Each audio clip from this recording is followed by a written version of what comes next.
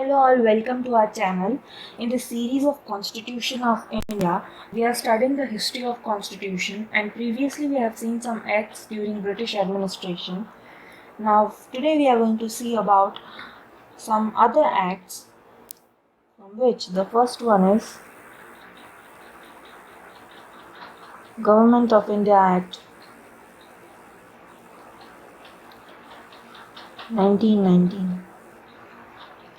So this act is also known as Montague-Chelmsford reforms. The central subjects were demarcated and separated from those of the provincial subjects. The schemes of dual governance, that is diarchy, was introduced in provisional subjects. There were two classes of administrators, executors, councillors and ministers. So this act introduced the system of dual governance that you have to remember. Under the diarchy system, the provincial subjects were divided into two parts, that is, first is transferred and second is reserved. On the reserved subjects, governor was not responsible for legislative council. The governor was executive head of the province. The governor was in charge of the reserved list along with the executive councillors. The subjects under this list were law and order, irrigation, finance and land revenue, etc.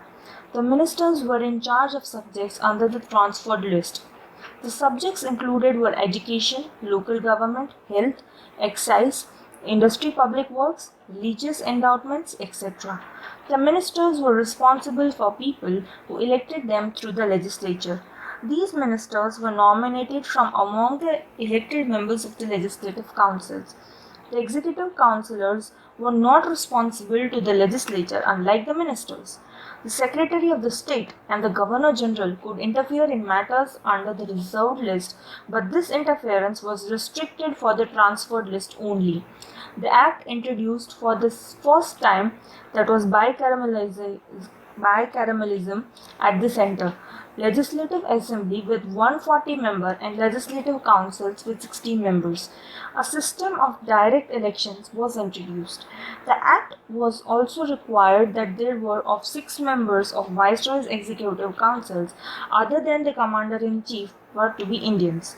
Provided for the establishment of the Service Commission. So these were some important points of Government of India Act 1919 which you should remember. Second is Government of India Act of 1935. The Act provided for the establishment of an All India Federation consisting of provinces and the princely states as units, though the envisioned federation never came into being. There were 3 lists. The Act divided the powers between the centre and the units of the items of 3 lists, namely Federal List, Provincial List and Concurrent List. The Federal List for the centre consisted of 59 items, the Provincial List of provinces consisted of 54 items, and the concurrent lists for both consisted of 36 items. The residuary powers were entrusted in the Governor General. The Act abolished the diarchy in the provinces and introduced provincial autonomy. It provided for the adoption of diarchy at the centre. It introduced bicameralism in 6 out of 11 provinces. At the state level, the equivalent of Lok Sabha in the Vidhan Sabha, that is Legislative Assembly, and that of Rajya Sabha is the Vidhan Parishad, that is Legislative Council. These 6 provinces were Assam, Bengal, Bombay, Bihar, Madras, and United Province. A federal court was established at Delhi for the resolution of disputes between provinces and also between the centre and provinces. Its Chief Justice and not more than 6 judges. The Indian Council was abolished. The Secretary of the State for India would instead have a team of advisors. This act introduced direct election in India for the first time.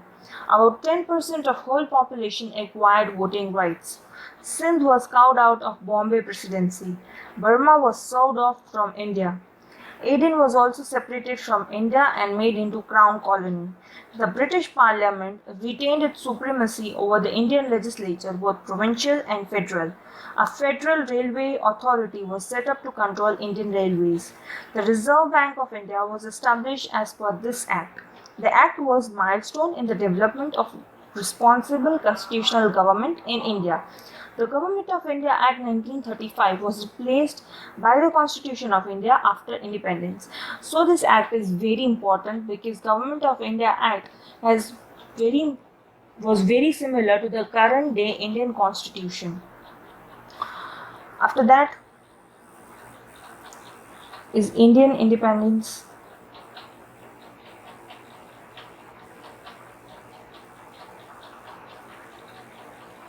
Act of 1947. Lord Mountbatten became the first Governor General of independent India. So you have to remember this, that the first Governor General of independent India was Lord Mountbatten. Jawaharlal Nehru was sworn in as the first Prime Minister of India. Muhammad Ali Jinnah became the first Governor General of Pakistan. The act ended the British rule and declared India as an independent and sovereign state from August 15, 1947. It provided for the partition of the country into India and Pakistan. The office of Viceroy was abolished, provided for the Governor General for each dominion, that is India and Pakistan, appointed by the King. The Act empowered the constituent assemblies to frame and adopt any constitution. The Indian Independence Act granted freedom to the princely states either to join India or Pakistan or to remain independent. An idea for a Constituent Assembly of India was proposed in 1934 by M.N. Roy, a pioneer of communist movement in India and an advocate of radical democracy. It became an official demand for the Indian National Congress in 1935. The Constituent Assembly constituted in November 1946 under the scheme formulated by Cabinet Mission Plan. The Constituent Assembly met for the first time in New Delhi on 9th December 1946 in the Constitution Hall, which is also now known as Central Hall of Parliament House. So you have to remember this, that the Constitution Assembly, again I am repeating, the Constitution Assembly met for the first time in New Delhi on 9th December 1946 in the Constitution Hall, which is now known as Central Hall of Parliament House. Constituent Assembly declares its firm and solemn resolve to proclaim India as independent sovereign republic and to draw up for her future governance of India. So here we end up with the history of Constitution of Indian Constitution. Thank you for watching this video. Please stay tuned for more such content to our channel. Please do like, share and subscribe our channel. Thank you.